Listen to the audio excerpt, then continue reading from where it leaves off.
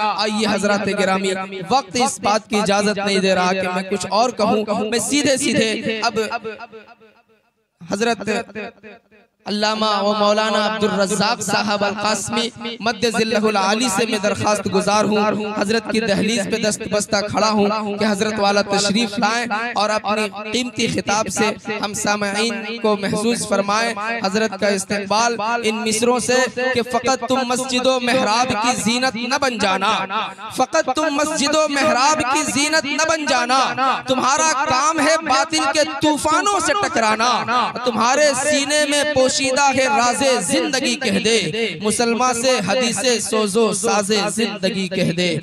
मैं बड़े ही अदब के साथ गुजारिश करूंगा हजरत मौलाना अब्दुल रज़्ज़ाक़ साहब अल क़ासिमी।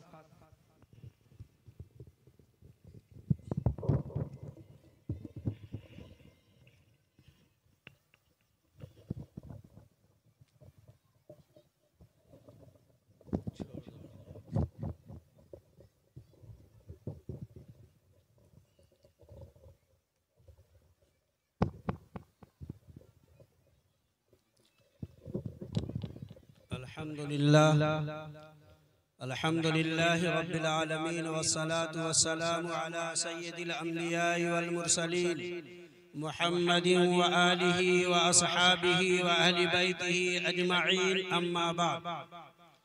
फ़क़द क़ाल अल्लाहु तबारक व तआला फ़ी कलामिहिल मजीद वल फ़ुरक़ानिल हमीद। अऊज़ु बिल्लाहि मिनश शैतानिर रजीम। बिस्मिल्लाहिर रहमानिर रहीम।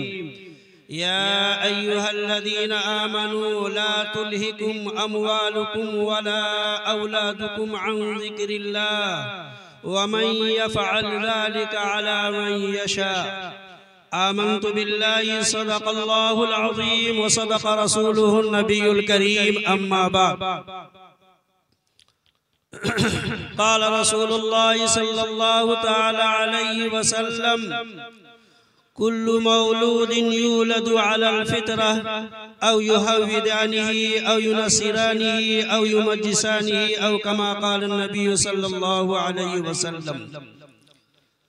काबिल क़द्र उलमाए किराम, बुजुर्गों और दोस्तों, पर्दे में बैठी माँ और बहनें, बहुत देर से आप हजरात खिताबत और नातो मनक़बत के अशआर समाअत फरमा रहे हैं।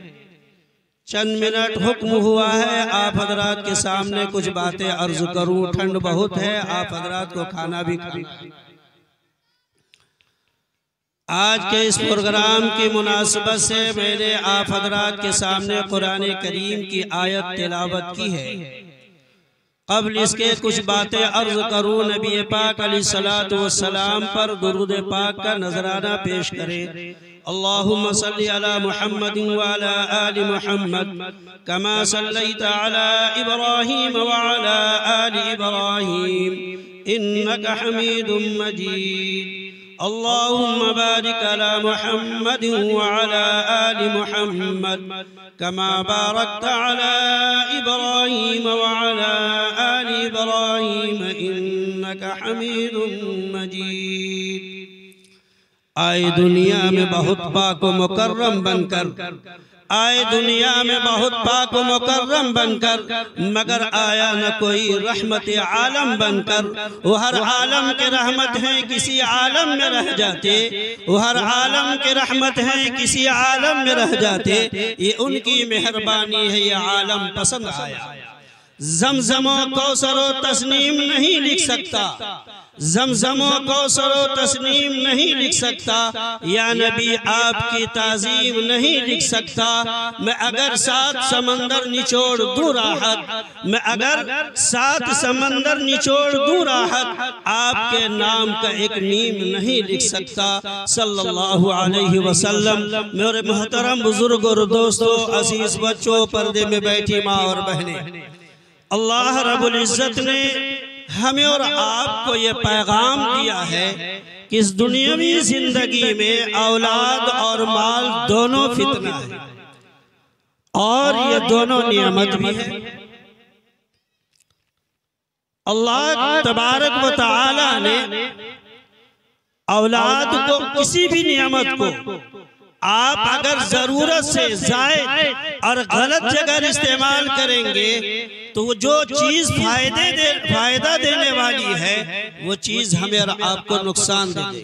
मिसाल के तौर पर घी बहुत अच्छी चीज है, लेकिन आप एक गिलास पी लीजिए उसको, फिर क्या हश्र होगा वो देख लीजिएगा।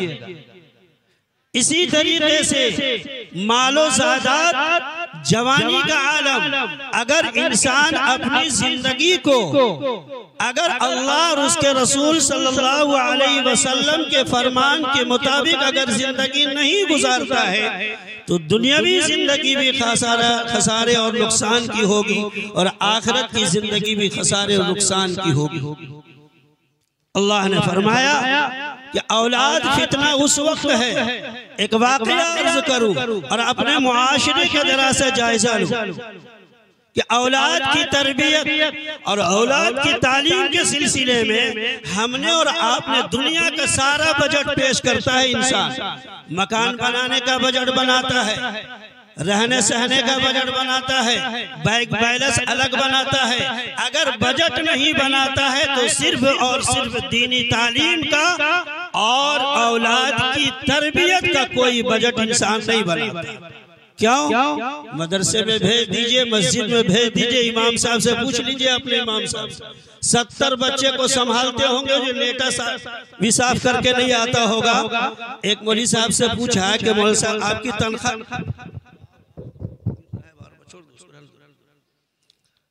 आपकी तनख्वाह कितनी है? उन्होंने कहा यूपी में अपनी जुबान से कि अबे तनख्वाह का पूछा थे, ये 40 जो लड़के जो हवा छोड़ते हैं वो 40 तरह की जो बदबू आती है उसकी फीस नहीं आती। ये हमारे मुआशरे का हाल। एक इमाम को 70 से 75 बच्चा दे करके आप अपने इमाम साहब से जरा पूछिए, क्या नाम है हजरत आपका?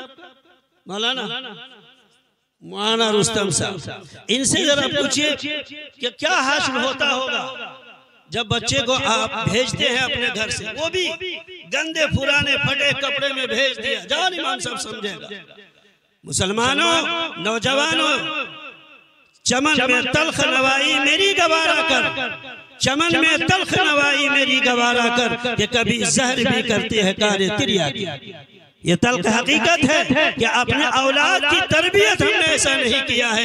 एक मर्तबा वाक़या है, सैयदना उमर फारूक रज़ी अल्लाह तआला अन्हु का सौरे ज़मानत है और उनके दौरे खिलाफत है। उनके सामने एक वालिद मोहतरम जाते हैं अपने औलाद की शिकायत लेकर।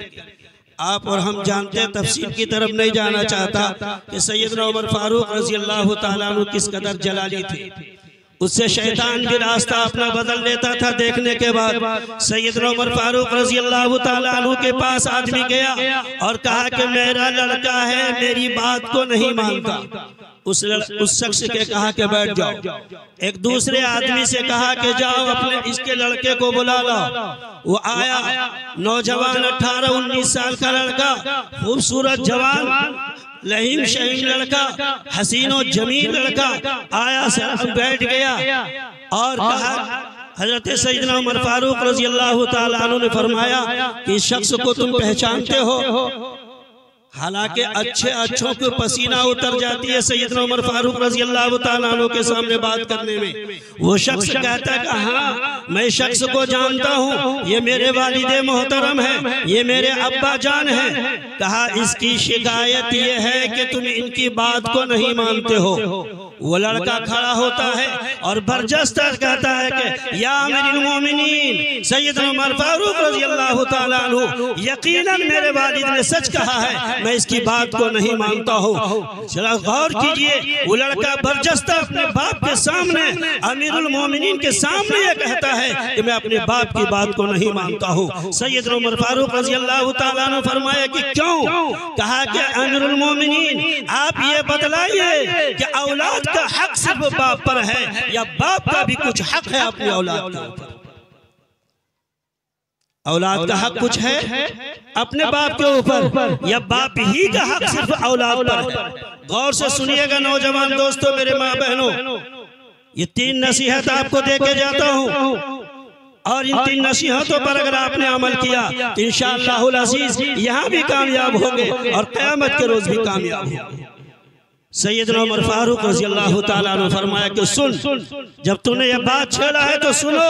अमीरुल मोमिनीन ने इरशाद फरमाया कि औलाद के ऊपर बाप के 3 हक है। पहला हक, नौजवान दोस्तों मेरी माँ बहनें सुनो, पहला हक ये है कि जब नौजवान लड़का शादी करे तो ऐसे मुआशरे पे शादी करे, ऐसे घराने में शादी करे, ऐसी लड़की से शादी करे, ऐसी लड़की को अपने बहू बना करके लाए जो सौम और सलात का पाबंद हो, दीनदार घराना हो, दीनी मिजाज रखता हो, दीनी माहौल हो, दीनी माहौल से आराश ना हो, दीनी तरबियत उसने पाई हो। ऐसे लड़की से पहले चाहिए कि नौजवान निकाह करे। पहला हक बाप के ऊपर। दूसरा हक अमीरुल मोमिनीन रज़ियल्लाहु ताला अन्हु ने फरमाया कि दूसरा हक ये है कि जब लड़का या लड़की पैदा हो जाए तो माँ बाप के ऊपर हक ये है। अगर तीनों पर अगर लंबी बात करूं बहुत लंबी हो जाएगी, मुख्तसर तौर पर आपके सामने अर्ज करता चलूं। दूसरी जिम्मेदारी बाप के ऊपर यह है कि जब औलाद की पैदाइश हो, लड़का हो या लड़की, उसके बेहतर नाम का इंतखाब करें। आज हजरत गूगल हमारे जेब में पड़ा हुआ है, मोबाइल निकाला, नाम रख लिया, शिया का हो, किसी का हो, या यहूदी का हो, नसरानी का हो, नाम उठाया, अच्छा लगा, नाम रख दिया। हालांकि प्यारे आका जनाब मोहम्मद अरबी सल्लल्लाहु ताला अलैहि वसल्लम ने इरशाद फरमाया, इन्नकुम तुदअऊना यौमल क़ियामति बिअस्माइकुम व आबाइ अस्माइकुम औ कमा क़ाला नबी सल्लल्लाहु ताला अलैहि वसल्लम कि कल क़यामत के रोज उसकी औलाद को उसके नाम और उसके बाप के नाम से पुकारा जाएगा। नौजवानों, मैं बहनों से गुजारिश करूंगा कि अपने औलाद का नाम जब डब्बू और गुड्डू और चप्पू रखोगे, प्यारे आका के सामने जब उस नौजवान को पेश किया जाएगा, कब्र में मुनकिर नकीर सवाल करेगा, उससे पूछा जाएगा, ना नसब का पता होगा, ना बाप के नाम का पता होगा, क्या पुकारा जाएगा।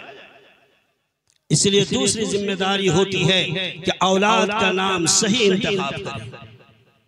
एक जमाना था जब सद्दाम से लड़ाई छिड़ी थी अमेरिका, और जितने बच्चे पैदा हुए सारे का नाम सद्दाम हो गया। ये नहीं कहता हूं गलत है। सद्दाम का माने मालूम? टकराना, वो भी चट्टान से टकराना, चट्टान से टकराना। तो सद्दाम सबका नाम हो गया, लेकिन नाम के माने का पता नहीं है। प्यारे आका जनाब मोहम्मद अरबी सल्लल्लाहु अलैहि वसल्लम ने फरमाया कि नाम जब रखो तो अब्दुल रहमान या अब्दुल्लाह, जिसमें अब्द लगा हुआ हो, वो सबसे प्यारा नाम होता है। आज सहाबा का, सहाबियात का नाम दिया जाता है, कहते मुआसब ये तो पुराना हो गया, कोई नया नाम दीजिए ना। तो नया नाम का बाप घर से लाएगा। अरे शरीयत जो बताएगी वही ला के देगा ना, इसलिए नाम तो वही दिया जाएगा। आप अरे कोई कहेगा कि मोहम्मद नाम पुराना हो गया, कोई माइकल आल पैदा हुआ है आज तक? कोई कहेगा कि मोहम्मद नाम पुराना हो गया? किसी को नाम मोहम्मद बता दीजिए, पुराना हो गया, कहेगा कोई? अगर कहा तो ईमान से यहाँ भी दुनिया भी बेड़ा गर्क हो जाए। अर्ज ये करना है कि दूसरी जिम्मेदारी बाप के ऊपर ये होती है कि औलाद का सही नाम रखें। तीसरी जिम्मेदारी ये होती है, तीसरी जिम्मेदारी बाप के ऊपर ये होता है कि जब वो लड़का पढ़ने लगे, पढ़ने के लायक हो जाए, पढ़ने के लायक हो जाए, तो उसको दीनी तालीम से आरास्ता और मुज़य्यन किया जाए। अल्लाह और उसके रसूल के पैगामात को उसके ज़हनो दिमाग में बैठाया जाए, पैवस्त किया जाए। मैं बताना ये चाहता हूँ कि अपने घर से बच्चे की परवरिश अगर देखना हो तो अलीउल मुर्तज़ा शेर खुदा हजरत अली इब्न तालिब रज़ियल्लाहु ताला अन्हु के वाक़यात को अपनी नजर में रखिए। हजरत अली का घराना, अल्लाह अल्लाह, वो हसनैन करीमैन, उनकी जिंदगी को देखिए। हजरत अली मुर्तज़ा रज़ी अल्लाह तआला अन्हु अपने घर में सारे बच्चे 3 दिन से फाका है, रोजे पर रोजा है। एक साइल आता है, हजरत फातिमा ज़हरा रज़ी अल्लाह तआला अन्हा, जिसको प्यारे आका सल्लल्लाहु अलैहि वसल्लम ने फरमाया फातिमा तो बिज़ातुम मिन्नी, फातिमा मेरे जिगर का टुकड़ा है। फातिमा रोटी बना रही है, हजरत अली एक तरफ जिक्रुल्लाह में मशगूल है, हसन और हुसैन वहीं बैठे हुए हैं। हसन बड़े हैं, हुसैन छोटे हैं। हजरत फातिमा रोटी बना रही है, दरवाजे पे दस्तक आता है कोई अल्लाह के नाम पर इस फकीर को कुछ दे दे।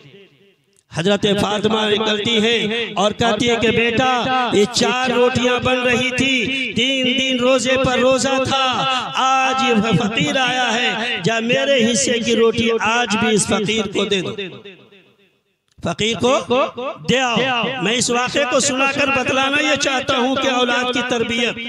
तीसरी, जब ये बात सुनी है तो हजरत अली कहाँ खामोश रहने वाले, वो तो दामादे रसूल थे। उन्होंने कहा कि फातिमा जब तूने अपने हिस्से की रोटी साइल को दिया है, मेरे हिस्से का रोटी भी इस फकीर को दे दे, आज फिर मैं रोजे से रहूंगा। हसन रज़ी अल्लाह तआला अन्हु ने जब ये बात सुनी है, माँ और बाप के मादरात को देखा है और सुना है, हजरत हसन ने कहा कि माँ मेरे हिस्से की रोटी भी उस साइल को दे दिया जाए। अब हजरत हुसैन बचे, कहाँ खामोश रहने वाले, कहाँ खामोश रहने वाले। हजरत हुसैन उठे और कहा कि माँ मेरे हिस्से की रोटी भी इस साइल और मोहताज को दे दीजिए, आज हम लोग फिर रोजे से रहेंगे। तीसरा और चौथा दिन रोजे और फाके से गुजर जाएगा। नौजवान दोस्तों, मेरी माँ बहनों, इस वाक़े से बतलाना ये चाहता हूँ, ये उलमाए कराम बैठे हुए हैं, आपके दरवाजे पर जब कोई आता है चंदा के लिए, घर से बेटे को सिखा के भेजते हैं कि बेटा जाके कह दो मौलाना साहब से क्या अबू घर में। बेटों को कहाँ सिखाया झूठ बोलना, कहाँ से? जो अभी बोलना सीखा था उसको कहा कि अबू को जब भी बेटा जाके अबू कह दो मौलाना साहब से, कह दो इमाम साहब से, कह के गांव के सेक्रेटरी साहब को, कह दो गांव के महल्ले और मालिक सदर को कि आप अभी अबू घर में नहीं है। और चंदा तो चंदा, अगर किसी से आपने कर्ज ले रखा है और मालूम हुआ कि वो कर्ज मांगने के लिए आया है, वहाँ भी अपने औलाद को और अपनी बीवी को भेजते हैं कि जाके कह दो के घर में मौजूद नहीं।